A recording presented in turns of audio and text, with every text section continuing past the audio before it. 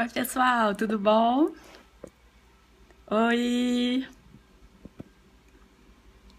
boa noite, tudo bom? Oi, Léo, tudo bom?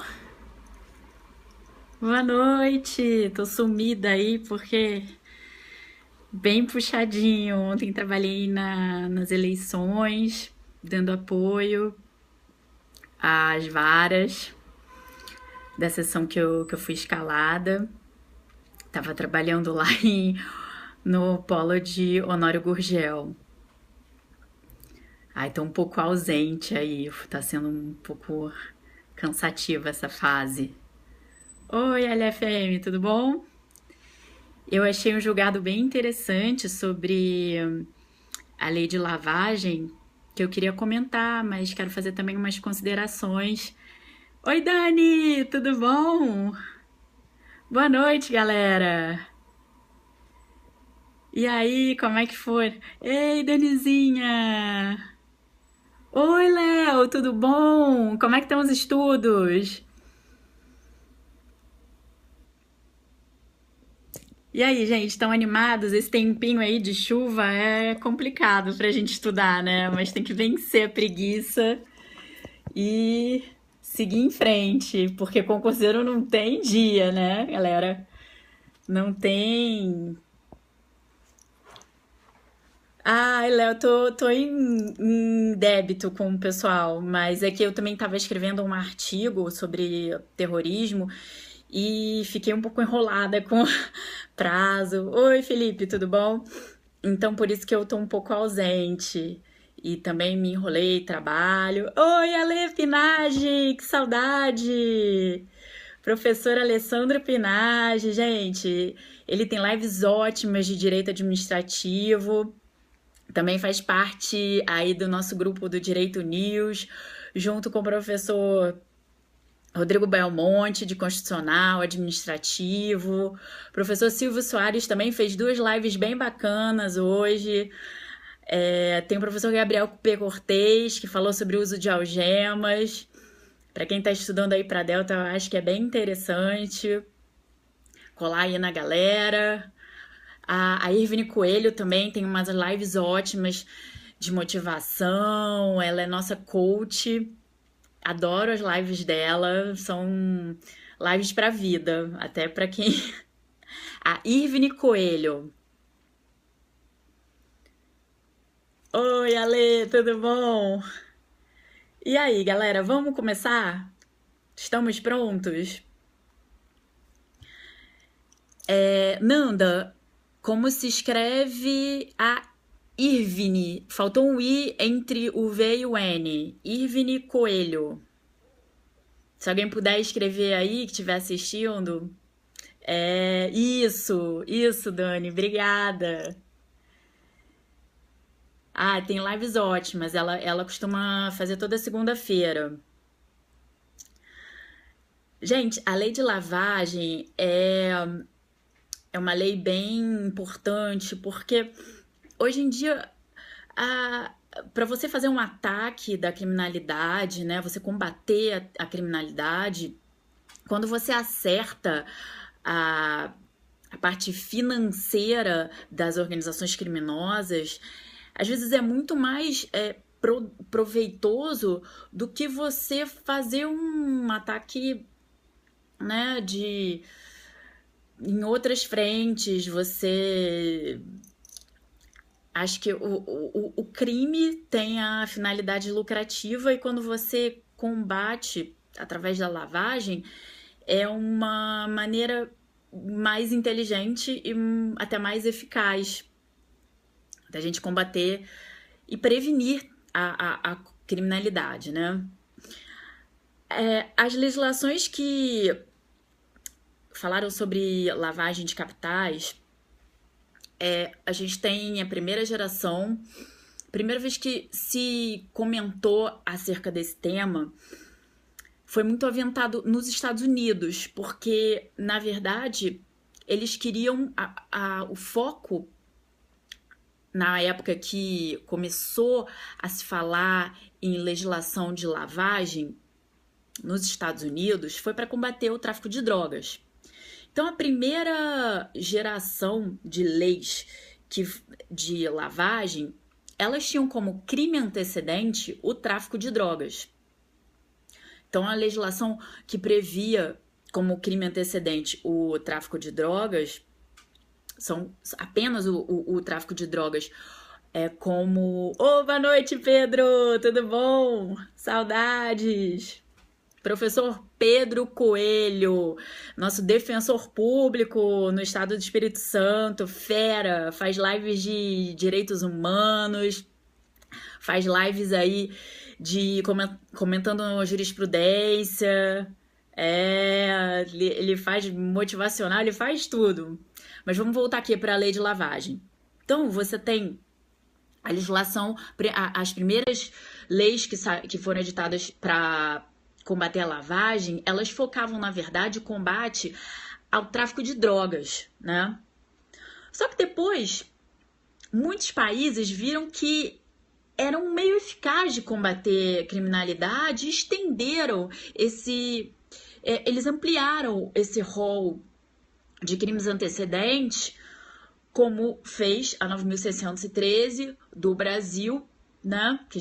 A primeira vez que se falou em lavagem aqui, que aí ela também aventou a possibilidade de você ter outros crimes além do tráfico de drogas como crime antecedente, como crimes financeiros, né? Os crimes que estão na 7492, crimes de maior gravidade, né? Isso é a segunda geração de leis de lavagem. Só que de uns tempos para cá, muitos países adotaram leis de terceira geração. E isso estava sendo muito... boa noite, Mark, do Direito News aí. Vamos de direito na área também. Boa noite.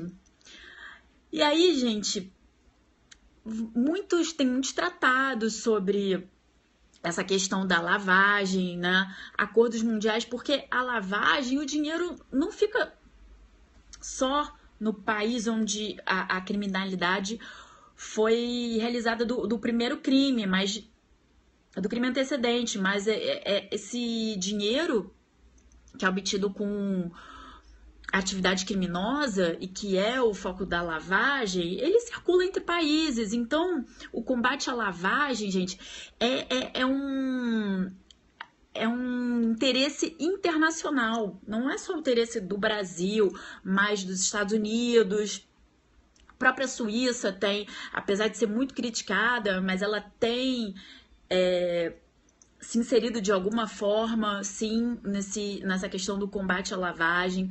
Tanto é que o propinoduto, que é um caso emblemático, né, de lavagem de capitais, o crime antecedente nesse caso do propinoduto era corrupção de fiscais de semestre daqui do Rio de Janeiro, né, que através de extorsão de empresários, com o objetivo de sonegação fiscal, eles conseguiam muito dinheiro através da elisão fiscal que eles propiciavam esses empresários e remeteram várias quantias para bancos suíços, né?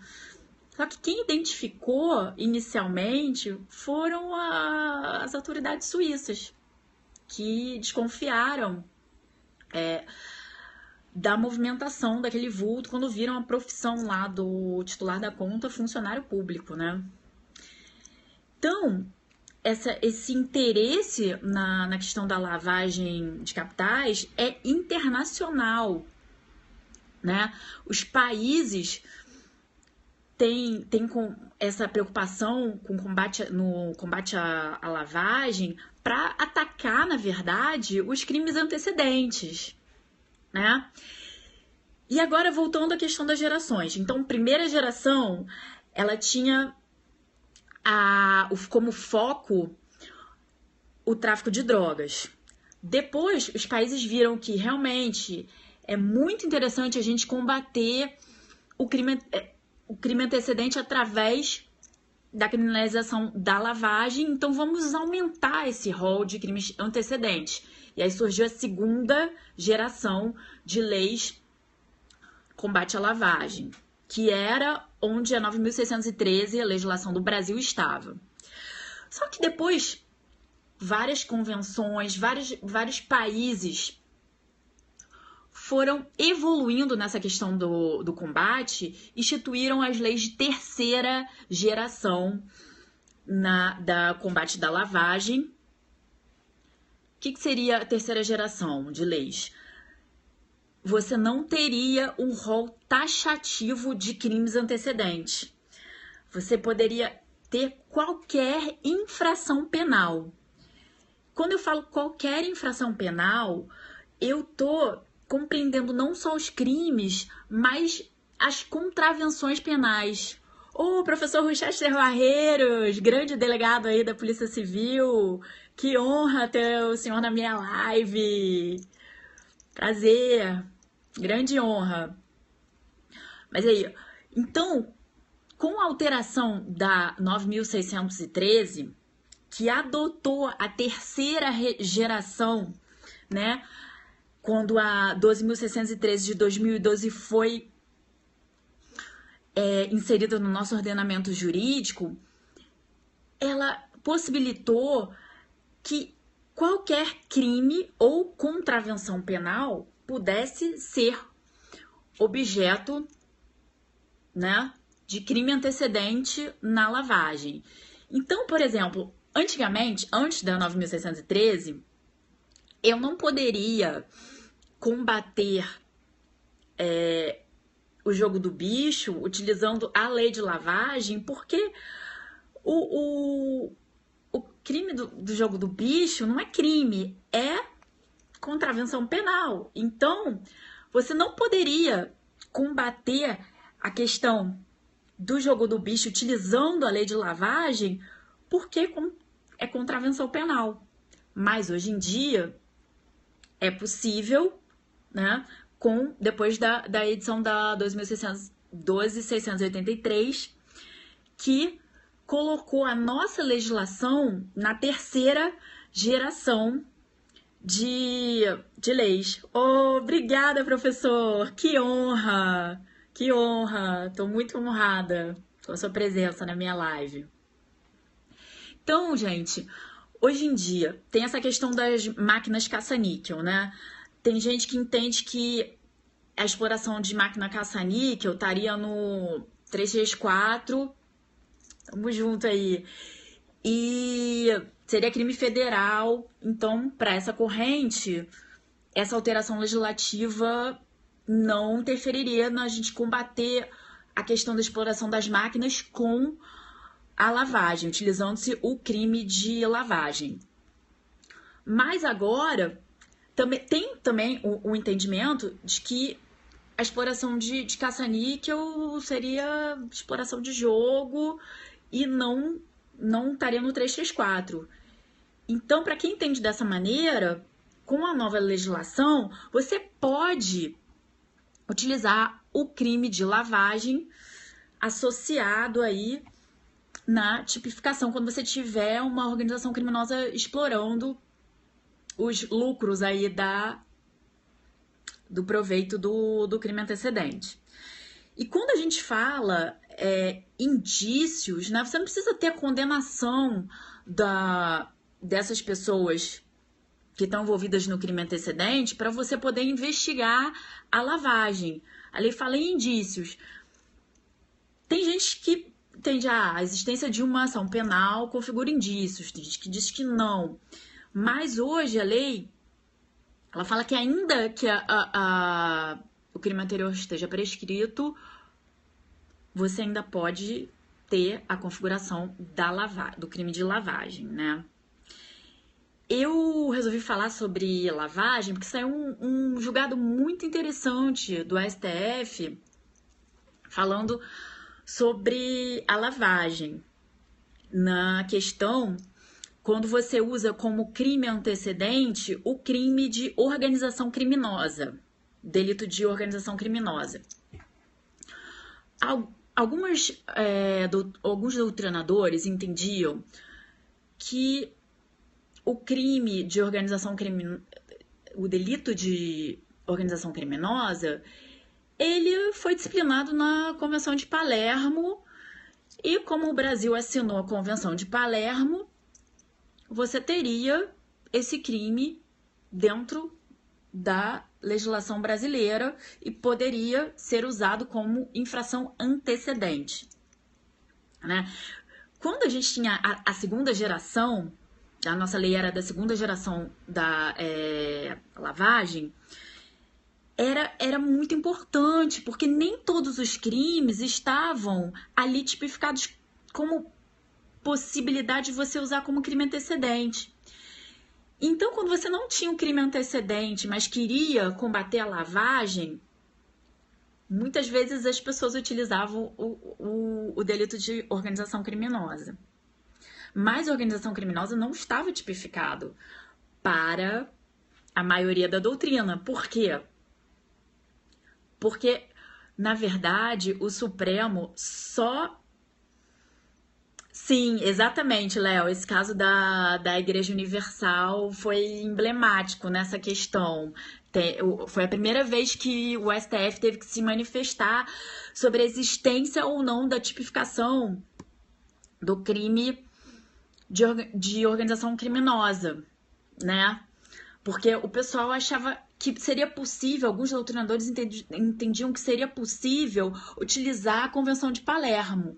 Só que o STF, quando ele se manifestou, ele disse não, você tem... O ministro Celso de Mello, ele usou uma expressão muito interessante, que ele fala reserva de parlamento. Não só a aprovação desse tratado, você não poderia utilizar como existência de lei, mas você precisaria da tipificação na legislação pátria. Então, só depois da 2.850 que você teria a existência do crime de organização criminosa. Então, esse julgado que eu quero comentar, que é o RHC, vou pegar aqui um número, RHC 130.738 do DF, ele toca exatamente nessa questão, né? Que é super interessante. Porque, na verdade, quando você tem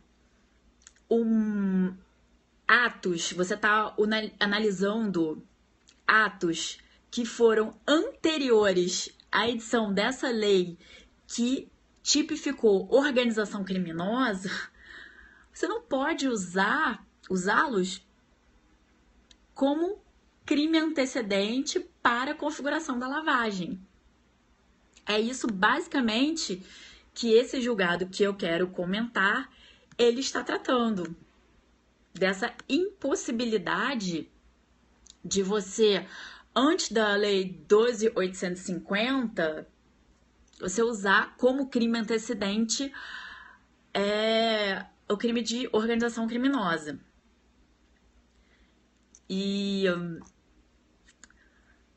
Porque o crime de lavagem, ele é um crime parasitário.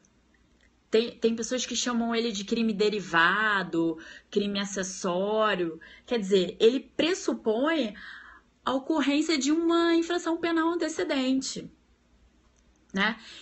Agora, sobre a adoção da terceira geração da lei de lavagem pelo nosso ordenamento, o juiz Sérgio Moro, ele, que é um especialista nessa matéria, né?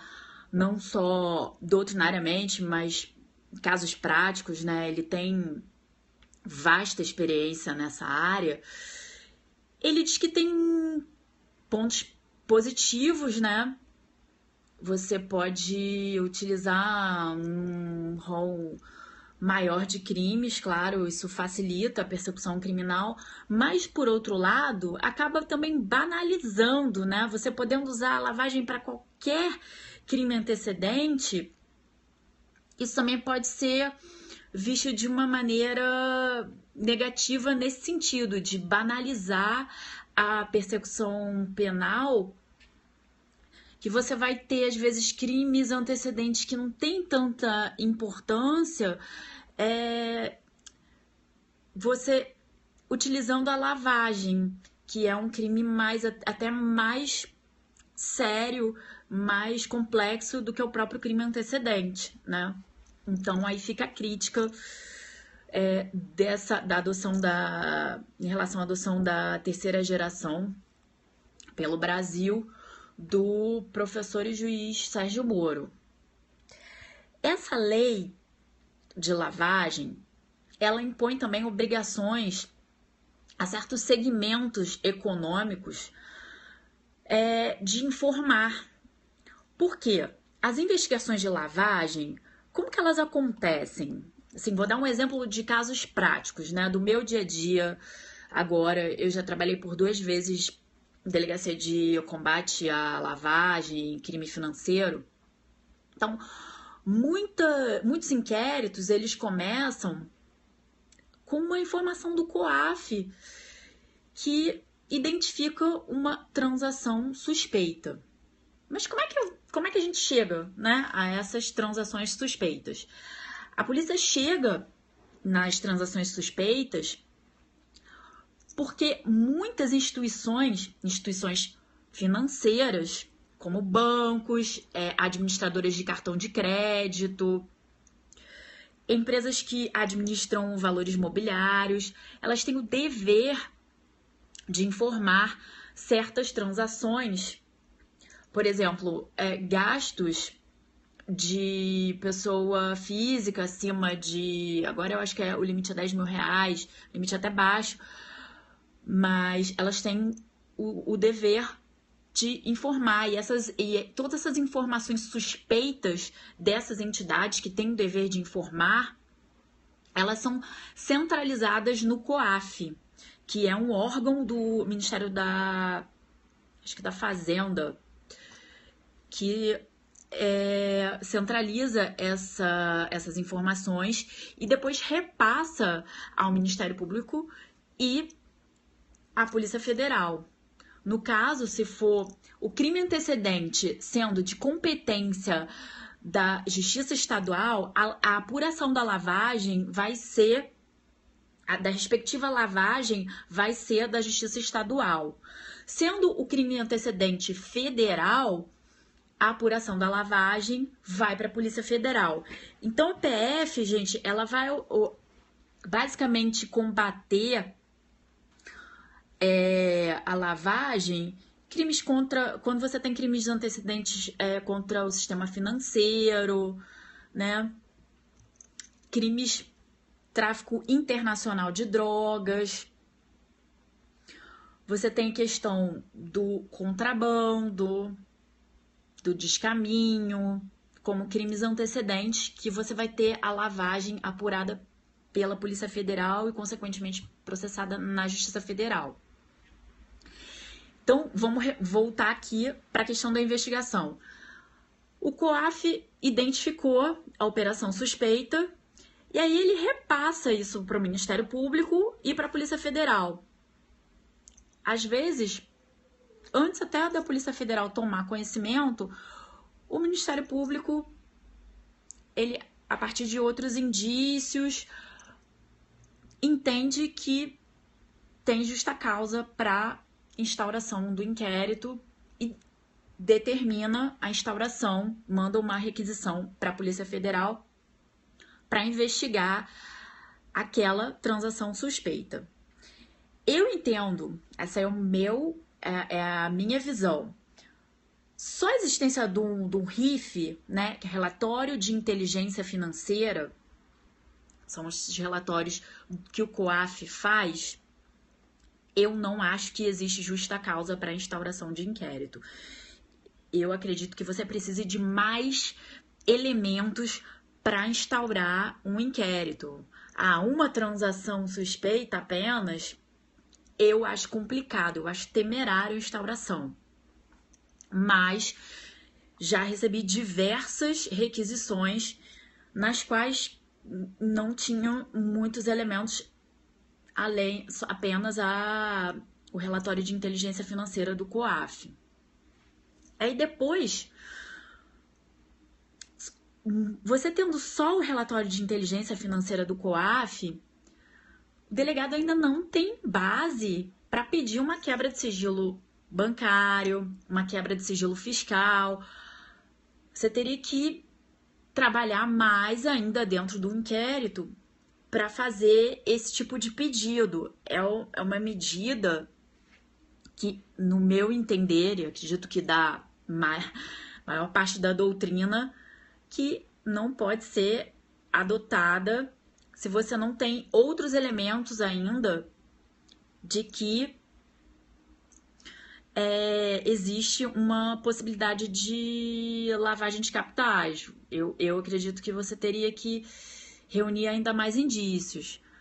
Você vai verificar propriedade de imóveis, né? Você também você pode ver outras transações daquela pessoa que você está investigando. Por um exemplo de operação que é muito usual para lavagem. A pessoa compra vários seguros muito altos, 1 milhão, e que ela pode resgatar depois. É um tipo de seguro que você pode resgatar ainda que não ocorra o sinistro. Então, quando você recebe o prêmio, aí você ocultou a origem do dinheiro. Você vai dizer que aquele dinheiro veio do pagamento do prêmio do seguro. Mas como que você comprou esse seguro, né? Essa que é a pergunta. Na verdade, a pessoa tenta dissimular a origem, né? A lavagem, todo mundo fala nas 3 fases da lavagem. Ocultação primeiro da origem desse capital, que vai ser lavado. Depois a colocação desse capital no mercado, né, na economia. Tem gente que usa expressões em inglês. Placement, layering, e o integration. Mas eu acho que as expressões em português são mais bem vistas. Oi, Delta, Marcelo, que prazer, obrigada, que honra. Vou assistir tuas lives aí para poder compartilhar conhecimento também. Sou delegada da Polícia Federal aqui no Rio de Janeiro, trabalho na Delegacia de Crimes Fazendários. Quando puder, vai fazer uma visita pra gente trocar ideias aí. Grande honra. Então você tem essas 3 fases, né, da lavagem. Vamos voltar aqui, galera. Colocação, que é o placement, layering e o integration, né? Só que essas fases, elas não têm uma ordem, elas podem ocorrer concomitantemente e porque muitas vezes o que acontece? O capital, ele fica circulando. Por exemplo, tem lavadores de dinheiro que deixam o dinheiro circulando. Ele sai da Suíça, vai para o Liechtenstein, do Liechtenstein ele vai para a Itália, da Itália ele vai para outro país. E aí ele entra, sai da economia, volta, né? É um crime muito interessante de você investigar, porque você tem várias formas de cometer. Essa expressão lavagem de dinheiro, ela surgiu nos anos 20, porque a máfia lá em Nova York, ela utilizava o dinheiro que os lucros, né, o proveito econômico da atividade criminosa, compra de lavanderias, e elas não lavavam nada, mas colocavam como se tivessem lucrado, né, com atividade lícita de lavanderia, o dinheiro do crime. Então, por isso que a gente chama lavagem de dinheiro.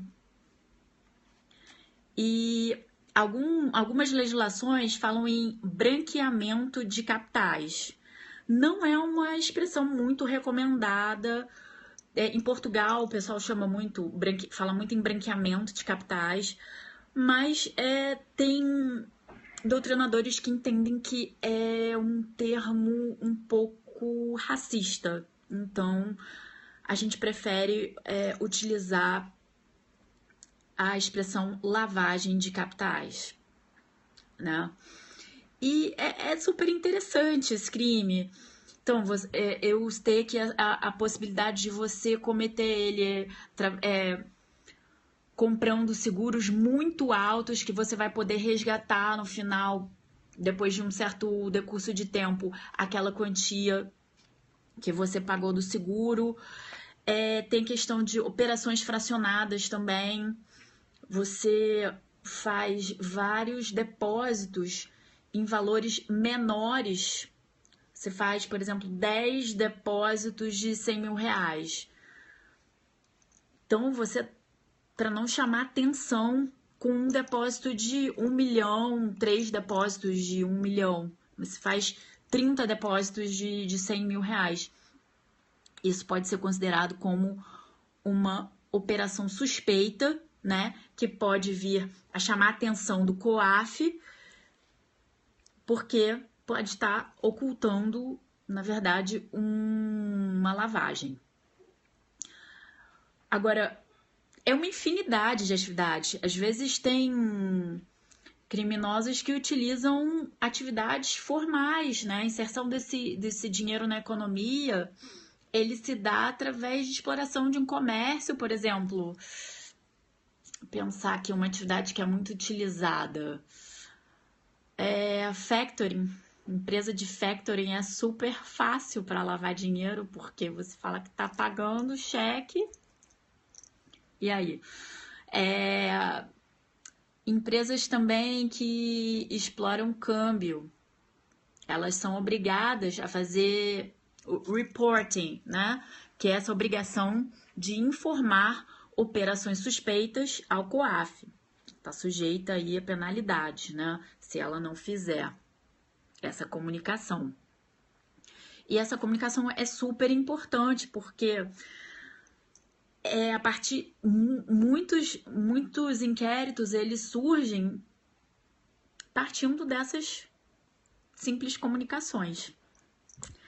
E também compra de imóveis, né? Quando você tem compra de imóveis com valores muito altos e às vezes a pessoa não tem capacidade financeira para fazer aquele investimento, então acaba se tornando também uma operação suspeita. Então, alguns registros de imóveis, cartórios têm obrigação de informar essas compras e essas vendas. Outro setor que também está sujeito a esse dever de informar é o setor de obras de arte. Aí na Lava Jato a gente viu, né, muitas pessoas escondendo capital através da compra de obras de arte de valor muito alto. Que aí a pessoa compra esse bem e depois ela consegue inserir, com a venda desse quadro caríssimo na economia, o dinheiro de forma lícita, né? Porque eu vou ter a origem do dinheiro, a venda daquele quadro. Então também é uma outra modalidade aí de lavagem. O pessoal não tem limites aí para criatividade na realização de lavagem e a gente tem que estar sempre desconfiando aí de vários setores. Mas isso vocês encontram regulamentação, leitura de lei mesmo, uma parte administrativa que é meio chatinha, mas é interessante aí pra gente que trabalha com esses tipos penais. E aí, galera? Vocês têm algum comentário? Eu vou abrir aí pra gente tirar dúvidas. Agora vocês podem comentar. Vamos lá? E aí? Vamos falar de lavagem. Estamos aqui para estudar.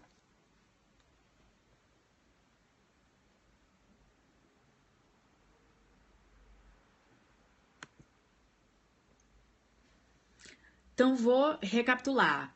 Nós temos três. Ah, o prazo de inquérito. Olha, em regra, você tem o prazo é o prazo comum. 30 dias, né? Não havendo flagrante da instauração até a primeira baixa. Depois de 30 dias da instauração, você não manda. Aqui no Rio de Janeiro, a gente não manda mais para a justiça. A gente comunica ao MPF, o inquérito vai para o MPF e por conta de um provimento aí da Justiça Federal, tá acabando, mas você pode ver na reprise. Por conta de um provimento aí da Justiça Federal, só vai para a Justiça quando o juiz fosse manifestar acerca de alguma medida judicial, por exemplo, um pedido de busca e apreensão, um pedido de prisão, um pedido de monitoramento telefônico, um pedido de quebra de dados de sigilo bancário, quebra de dados de sigilo fiscal. Aí sim que o inquérito vai para a justiça ser distribuído, né? E, gente, não podemos esquecer que quando o crime antecedente na lavagem for de competência da justiça estadual, a lavagem vai ser apurada pela Polícia Civil com competência da Justiça Estadual. Não, valores de R$ 1.000, a princípio, você não vai despertar o interesse da persecução criminal, não. Não é qualquer... Geralmente, acima... valores no mínimo acima de R$ 10.000. Não, cifra dourada... Aí é outro tema. Não, na lavagem não. Você vai falar nisso em criminalidade. Tem a cifra oculta de Sutherland. Mas aí é tema para outro periscope. Ô, Marcelo! Luiz Marcelo, obrigada! E aí, galera, vamos abrir para perguntas. Vamos perguntar. Esse tema aí tem muita coisa para falar, mas eu queria fazer só um bate-papo aí. Sem perguntas? Então vou encerrar para o professor Pedro Coelho entrar, hein, galera? Quem quiser entrar em contato, fazer perguntas, tirar dúvidas, manda um tweet no meu Twitter, @IsabelleQuixida. Ah, bacana. Vou te seguir aqui. Vou acrescentar aqui.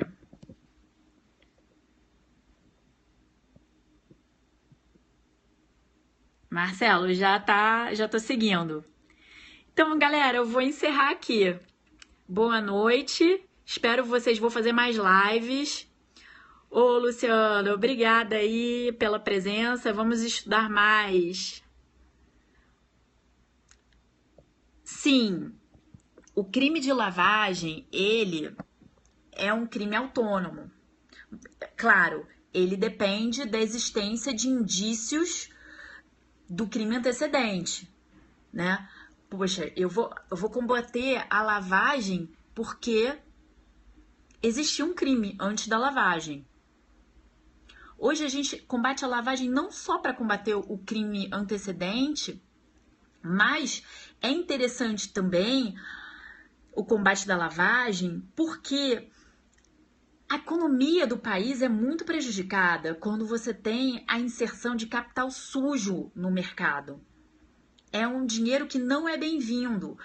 Por isso até que muitos países hoje que eram coniventes com lavagem, que atraíam esse tipo de capital, hoje têm repensado a sua legislação no combate à lavagem. Porque muitos países entenderam que não é interessante você explorar, você ter esse tipo de capital inserido na sua economia. É uma coisa prejudicial aos mercados, né? Porque não é fruto de atividade econômica lícita, né? Então atrai uma criminalidade e um tipo de capital que não é interessante. Isso aí eu destaco até a questão do terrorismo. Os Estados Unidos ele vem batendo muito na questão da lavagem, porque também entende que a lavagem é um meio eficaz de se combater o terrorismo. Porque quando você identifica por exemplo, a transferência de capitais entre pessoas que teriam uma atividade suspeita, ele está desmobilizando o financiamento ao terrorismo através do combate à lavagem. Então, as leis de combate à lavagem de capitais nos Estados Unidos são leis muito severas, muito... Dinheiro nem sempre é dinheiro. Como assim, Thiago? Agora eu me perdi na sua dúvida. Em relação ao combate da lavagem por algumas estados, é porque, por exemplo, se você tem muito capital na economia que não é da economia produtiva, é o capital sujo, não é interessante para a sociedade. Sim, a própria Suíça hoje vem repensando essa questão. Porque da mesma forma que o dinheiro entra muito rápido, ele pode sair muito rápido também. Então é um capital volátil, que não é interessante para a economia do país, entendeu? Nesse sentido. Não, Franci, não. Só a questão de vários depósitos, não, porque muitas pessoas recebem depósitos não necessariamente por questão de crime. Mero recebimento de vários depósitos fracionados, não. Mas aí é um conjunto de situações, né? De circunstâncias que vão caracterizar a lavagem. Por exemplo, se eu tenho uma pessoa que eu não tenho capacidade financeira para estar recebendo esse tipo de movimentação na conta bancária. Aí passa a ser uma operação suspeita. Por exemplo, eu tenho um cara que recebe, ele tem de renda formal um salário mínimo, mas aí ele tem depósitos na conta dele de R$ 1 milhão. Aí esses depósitos fracionados passam a se tornar suspeitos, né? Se você analisando dentro de um contexto fático, né? Por exemplo, o empresário do crime aí, o cara explora a caça-níquel. Aí ele pega a conta do motorista dele e para receber de pagamento de pessoas que devem a ele, por exemplo, que pagam aquela mesada lá do bar que explora. Se aquela pessoa não declara renda, tá com uma movimentação financeira que é incompatível à renda formalmente declarada, aí sim passa a se tornar uma operação suspeita. Entenderam? E aí, mais dúvidas? Então vou encerrar por hoje, galera. Pro professor Pedro não me bater aí, que ele tá entrando com tudo como quem não quer nada. Tchau, galera! Léo, que isso? A gente tá aqui estudando junto. Tchau, galera. Beijo.